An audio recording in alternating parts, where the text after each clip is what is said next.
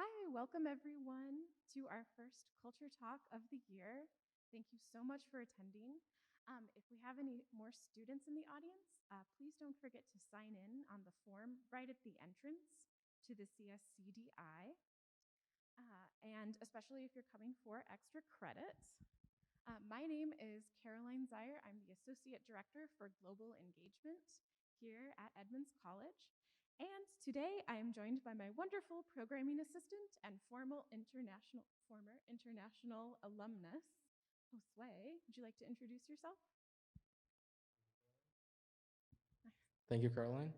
Um, as Caroline mentioned, I currently work uh, as the Study Abroad Global Engagement Programmer here at Edmonds College, and it is an honor to be here.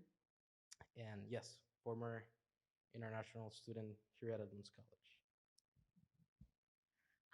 Could we go to the next slide for the land acknowledgement? Thank you.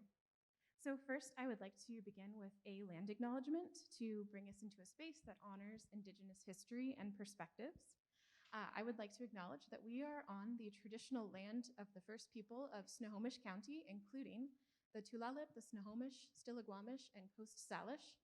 We honor with gratitude the past and present peoples and the land itself. Without these peoples and their care of the land, we would not be able to hold this discussion today. And if anybody is on the live stream or on that screen behind the audience, there is a QR code and a link you can follow if you're from a different area today and know whose land you are on. Thank you.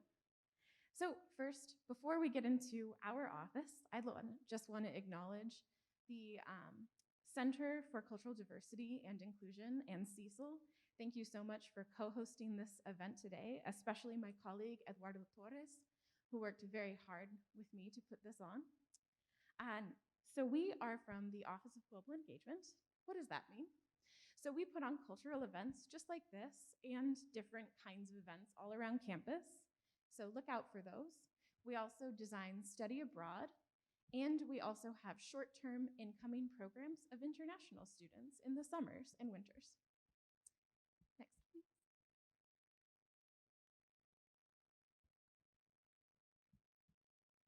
Thank you. All right, and now I'll hand it off to Josue to lead us in some shared agreements and an icebreaker. Go ahead. Okay, so um, this is an open space, but we need to be in agreement of a few things. So this talk is aimed to unify and learn how to support each other on campus. We agree to support each other and respect our basic shared humanity. Some conversations might be uncomfortable, but we are here to learn and listen from each other. If you don't agree, address the idea and not the person. Be mindful of each other's struggle and different perspectives. And now I would like you to raise your hand if you agree with these statements. Okay, thank you. Now, let's take a minute to introduce yourself to one or two people that are around you and one thing that you are hoping to learn today. Okay, so I'll give you uh,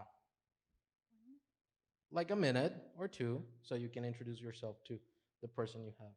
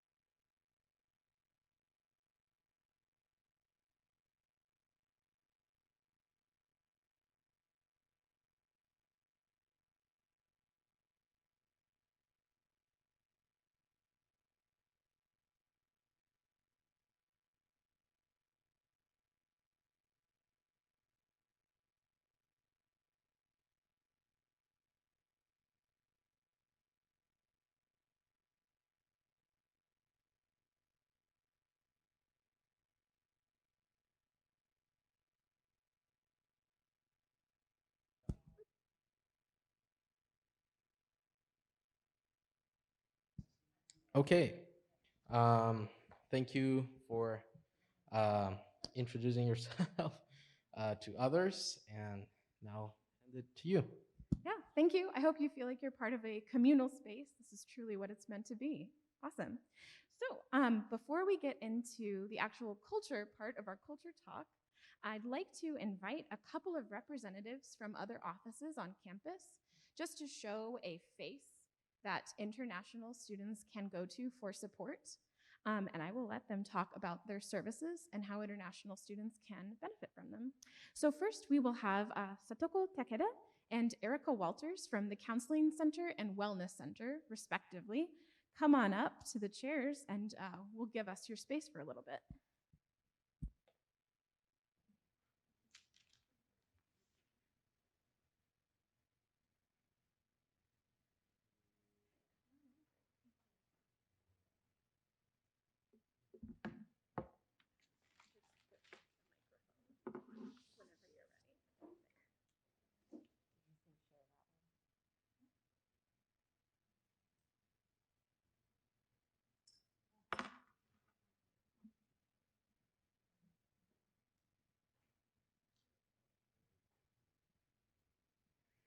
Hi, my name is Satoko Takeda. I'm a counselor at Counseling and Resources Center and Wellness Center. And here, Hi, I'm Erica Walters. I also work in the Counseling and Resource Center and the Wellness Center. Satoko is going to explain a little bit about what we do. so at the Counseling Center, we provide personal and career and academic counseling. And then what it is a personal counseling is if you are stressed out or have a culture shock or missing a family, you can come to talk to us. Or if you would like to strengthen your time management skill or study skill, we can talk about that too. And also, some students want to know what major or what career path they're interested in, or which one is the best fit for them. So we can help them to explore those interest areas. And then also, we do kind of free counseling, provide a free counseling. So you already pay those fees in your tuition. So please utilize us. And also, some students are worried about if I go to counseling, my family or friends or school will know I'm in the counseling. Actually, not. Um, we we are doing confidentiality, so your information are protected. Um, some cases, there is some limitations to protect your confidentiality, but most of the time, it stays in our center. So don't worry about that. And then if you have some questions, please come to our counseling center for more information. And then we also have a wellness center in the Linwood Hall, second floor. So wellness center, um, this is the place is for anybody, just a very quiet, relaxed space we have. So just come in and then sign in. There is a sign in screen, so you can sign in for helping us to keep the wellness center open. And then just relax. And we have free snacks and mask and sanitary items. So that's all free for students. And also, there is a microwave, so you can heat up your lunch at a wellness center. Okay, so Erica will talk about what uh, what kind of some symptoms students we will see in a student. Right. There's a wide variety of issues that we work with students and clients about. I think, especially in this time of the pandemic, mental health concerns can be heightened. And what we see often presenting is people working with stress, managing anxiety, homesickness. Oftentimes, academic concerns can be present, relationship struggles. I think essentially, and what's maybe the most important to know is that you don't need to struggle in isolation, that there's community here to support and available to you. Like Satoko mentioned, free of charge, so anybody is welcome to come in and visit with us. You can meet, and it's a private conversation. None of the information is shared outside the counseling session. But if anyone is in need of support, then we are here to listen. I can't remember if Satoko mentioned this or not, but next quarter we are hoping to have group counseling available too. So that will expand beyond and hopefully reach a lot more people too. So we're just looking to expand the outreach that we can do. I think I'll pass the mic back over to Satoko, who's going to go over some self-care, which is what we promote in the Counseling and Resource Center and the Wellness Center. So probably everyone have heard what the self-care, and then kind of after kind of during this pandemic, so many people emphasize what the self-care is, and then the very importance of self-care.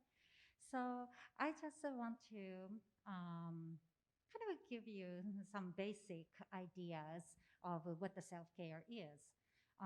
So kind of I have 5 common self-care. Basic self-care is kind of sleep. So sleep well, or having a good night's sleep. That's very important for your physical health and mental health. And then also exercise. Exercise is also good for your body, not only your body, but also your mental part too. Actually, research shows kind of having exercise is very effective, same as taking a medication, and then good for depression or anxiety as well. And also eat well. So eat nutritious food. That's very important, both our health, physical health and the mental health. And then also something having fun every day, or relax every day. Even though I know you are so busy, and then as a student, so many assignments, and then in other life events going on. So it's so hard to have some your own time, but it's very important to even little bit time having fun every day. And then also connection to other people. This is a hard time kind of during the COVID pandemic. It's hard for us to connect people, but talk to your friends, talk to your family, or talk to your teacher or classmates. Or if nobody I have to talk to, then coming to counseling center, we love to listen, and then kind of having connection and talking is very important. I think what I would want to emphasize out of that too is that with self-care, it's not something that you need to spend money on, but like Satoko said, it's things that promote your wellness, and ways to take care of yourself. Are we close to out of time or? Okay. Well, I think we'll wrap up with that then, but just to kind of go over the main points, we really would love to see students in the Counseling and Resource Center and the Wellness Center. We're available. The sessions are free of charge. We've got snacks available, a serene space to maybe unwind, so we would love to see you there.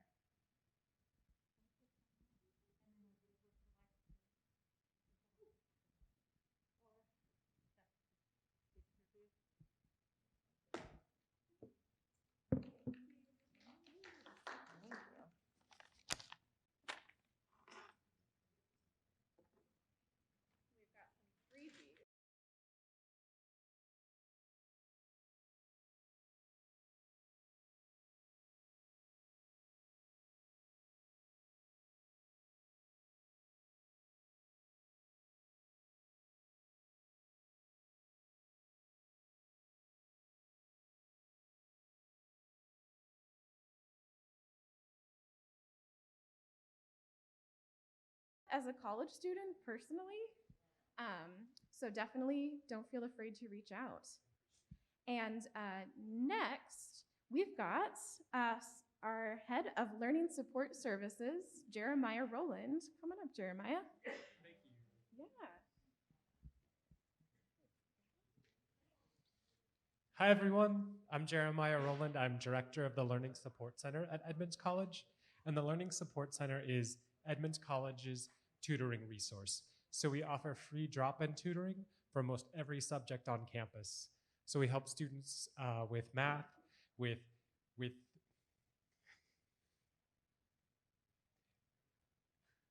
okay, all right. We're speaking to the camera. I can do that.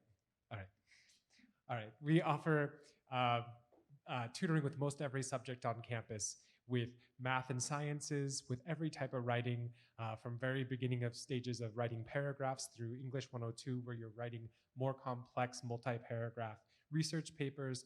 Our Learning Support Center tutors can support you in attempting those works. And I really want to build on what the Counseling and Resource Center was sharing, and that's that learning is so much about community and connecting and having conversations around learning. And our tutors are a piece of that puzzle. Right now, we're supporting students through our website. I find the easiest way to get to our website is if you do a Google search for Edmonds College LSC, that's LSC for Learning Support Center, and look for Ask a Tutor Live. We're hoping to be serving students soon in person, but it's a matter of hiring a large enough crew to have in-person services again.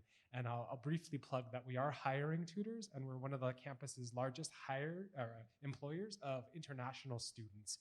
We really value what our international students bring to our campus, and having multilingual tutors available for our students is a really fantastic addition to what we're doing on campus. Our tutors are just like you. They're students of Edmonds College, both resident students and international students, who are a couple quarters of where students are in their learning. And they've been hired as student employees of the college. And they've been trained to support students in a really welcoming, warm, supportive environment. They recognize students as very talented, multi-skilled individuals, and the area you're seeking support in right now is an area where you need some strengthening in, but they're going to greet you with respect for that skilled, valuable individual that you are. Something we hear from a lot of students is that they wish that they will have found the Learning Support Center quarters before they had, and they kind of wish that they had discovered it sooner. Also, when we're meeting students in person, they often describe our center as their second home, and they wish they could put a bed or cot in the center because they just feel so welcome and supported in the center in that environment. For myself, I'm actually a former Edmonds College student myself, and the Learning Support Center played such an important role in my experience at Edmonds College that I realized I wanted to be around tutoring support services. I went on to the University of Washington and received a degree in mathematics. My first opportunity, I applied to be assistant director at the Learning Support Center here at the college because I wanted to give back to Edmonds the benefits that I had gained. And I also really wanted to develop the tutoring center to be a resource that all students could use and would feel welcomed in and fully supported in. I can't speak enough to that. That's the importance of connecting with others around your learning. Your instructor is certainly a fantastic resource for you to turn to as a student, but also turning to other students, classmates, and tutors on campus to receive that feedback and be able to talk about your learning can really help take the pressures off your shoulders. Instead of feeling like you're alone and kind of just spinning your wheels and not making progress with your studies, by turning to an available tutor and talking about the material, you often get to hear new feed or get to see that work in new light. Especially for writers, for writing assistants, writing is a three-piece communication. There's you as the writer, there's the document that you're writing, and then there's the reader. And a lot of times the reader is left out of that equation, but when you work with a writing assistant, they become that reader, and they can give you feedback on how your writing is showing your ideas. And by having a conversation around your writing, you can really tighten it up and make sure that your essays, your writing is a clear representation of your thoughts and really help bring your writing to the next level. You can learn a lot or more about our services, or you can contact me, Jeremiah Roland, through our website. Again, just go ahead and Google Edmonds College LSC, and you can look for my contact information. My email is on there, or you can jump on one of our Zoom sessions for writing. We help students right now. Monday through Friday, 9 a.m. to 9 p.m. We have writing sessions. And for most other subjects, we have support Monday through Friday around 8 a.m. to 1 p.m. and in the evenings from 5 to 10 p.m. And our specific subject schedules are available online. So I urge you to check it out, hop into a conversation just to see what it feels like. And I think that you'll want to come back again and again. Thank you so much.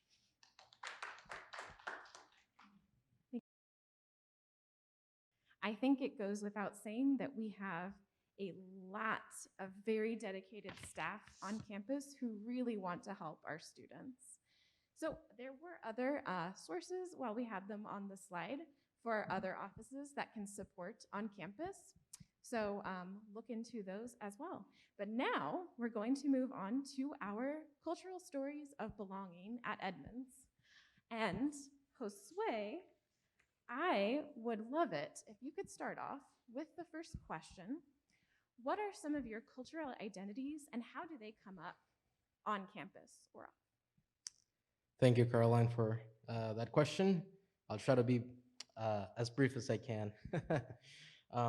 So I can say that I identify myself as Costa Rican and also as Latino.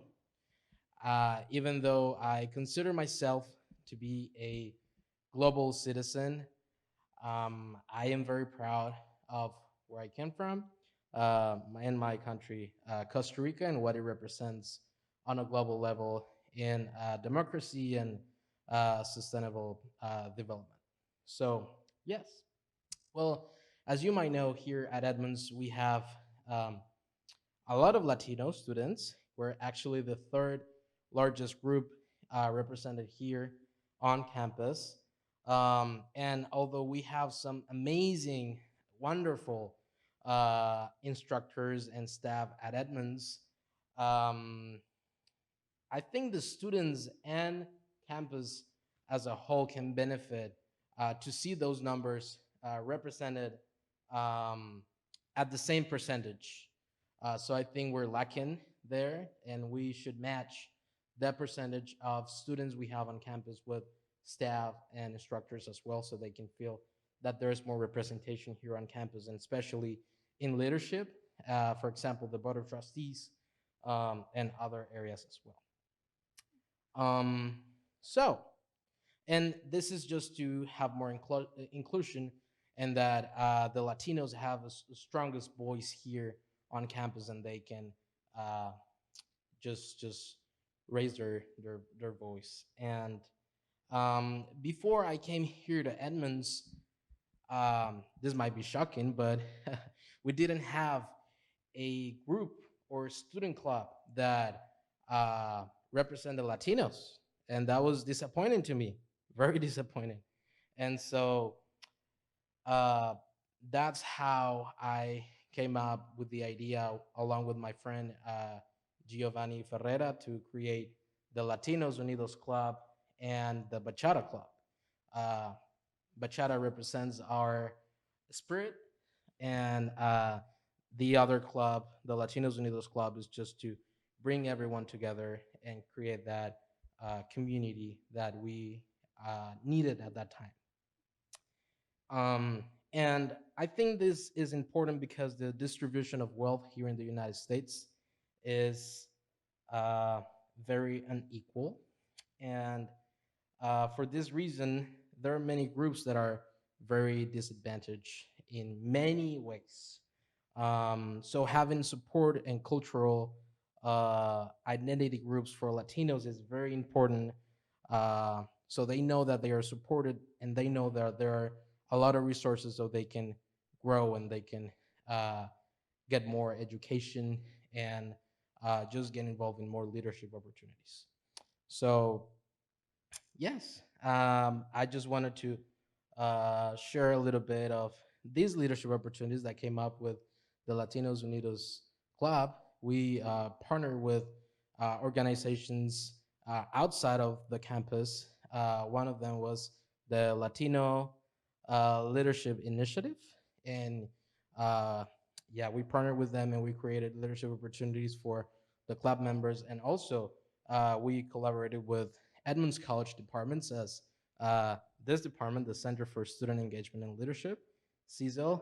And yes, it was a great opportunity just to um, share our community and feel like we had a space to be together. Thank you so much for that answer. I really love that you're starting small, well, not small, but at the Edmonds campus level and then projecting it outwards to direct it to the whole world. It's really nice. So, besides Josue's identities, we also had a couple of students who submitted their answers online via a form, but unfortunately could not be here today.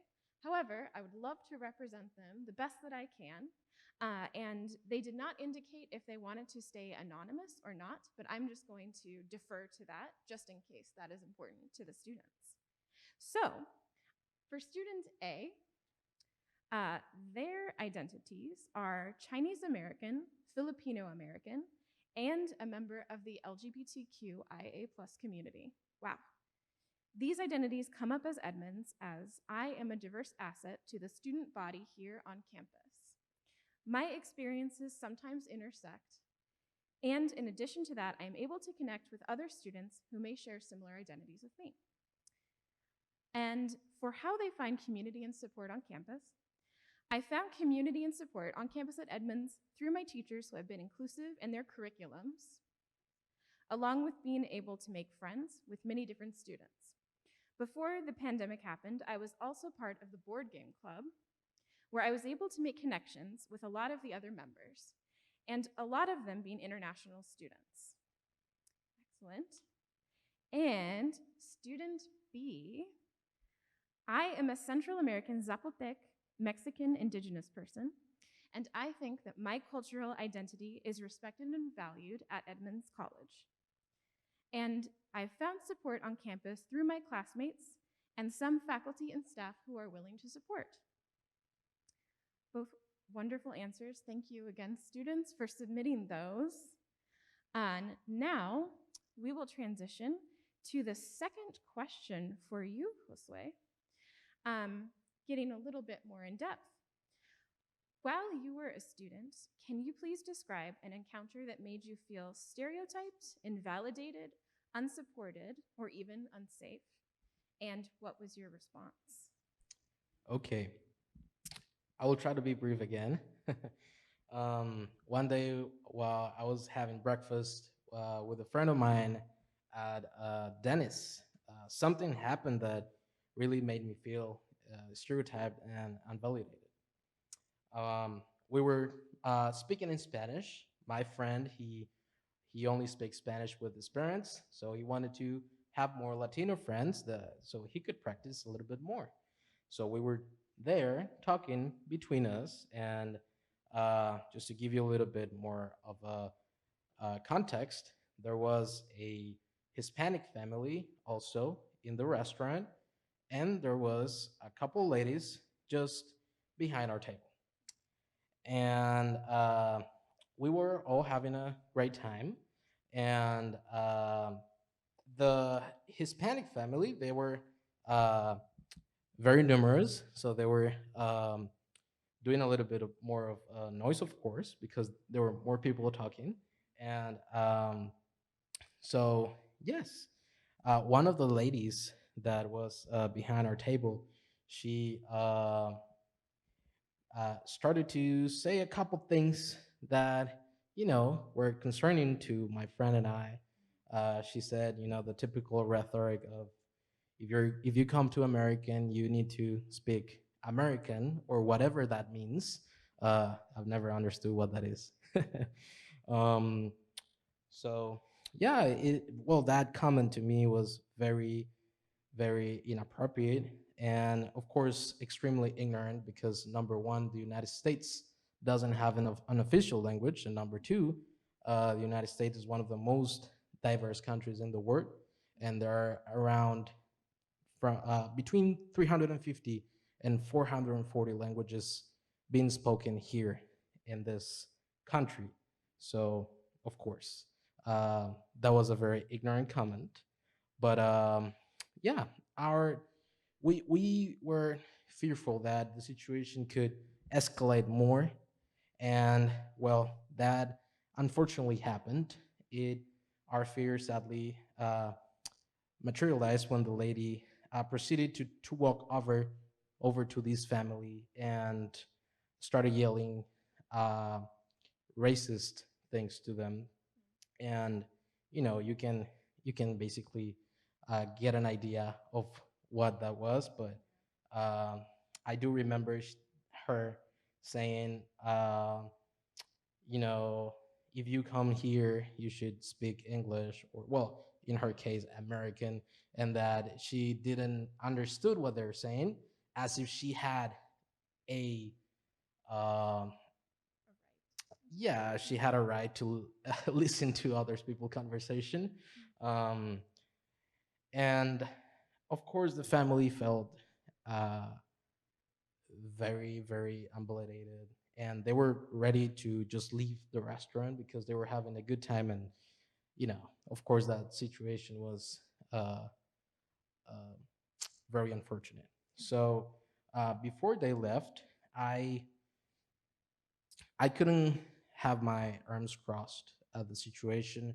So I went to the manager of the restaurant, and I asked him, "Hey, can you do something about this?" And I briefly explained the situation. And to my surprise, they did um, found out what was going on, and they had a plan already. And they actually kicked out these two people from the restaurant, and they didn't charge the family, and they apologized for the situation, even though it wasn't their uh, fault. But that was a very nice gesture from uh, the restaurant that day. So um, even though this happened outside of Edmonds, outside off campus, I think that incidents like this could happen here. And it is important that we, as Edmonds College students and just basically representatives, we can represent Edmonds with excellence by intervening in incidents like this one when we see them happening. Thank you so much for that answer. First of all, I want to say I'm so sorry that that happened to you. But I am really proud of you for what you did to take care of that situation. I think that was a really good response, and I'm really glad that the manager decided to act also as an ally to help in that situation. And I also think it's important to note that although this happened at Denny's, so technically off Edmonds campus, we are an extension of Edmonds wherever we go. And I think that you taking those actions was also an excellent use of allyship. Even though it was for somebody who shared an identity with you, you were still a great ally for them. So thank you. And now for our student A and B. So student A, the incident that happened to them was, and to go back to their identity, they're Chinese American, Filipino American, LGBTQIA+. When the pandemic first started and the campus was still open, I remember feeling targeted just by looks for wearing a face mask. Being seen as an Asian American on campus, maybe some students had some hostility to a face mask or harbored it towards me because they thought my community was single-handedly responsible for the end of social gatherings. I couldn't do anything because they were merely just hard stares with no hard evidence. But nonetheless, it made me feel very alienated. I have kept those struggles to myself until now. And her or their advice is, if this happens to others, I would personally urge them to find support through an advisor or even a trusted staff member. They could provide emotional support or give you resources, such as finding the office hours of the on-campus counselor. Shout out to counseling. Or perhaps finding solidarity within others who have felt the same experience. There is strength in numbers, and of course, it's always nice to know you are never alone in your struggles. Excellent, definitely. And for student B, who is, again, of Mexican and indigenous heritage, I was an ESL student, and my biggest barrier was the language. So I was asking for help to a financial advisor, and she got frustrated with me and denied me the services. Unfortunately, at that moment, I didn't know how to advocate for myself, and because of my cultural background, I thought that this might be an acceptable behavior. That's really unfortunate. And her advice is, it's important to talk to somebody else about the situation. All right.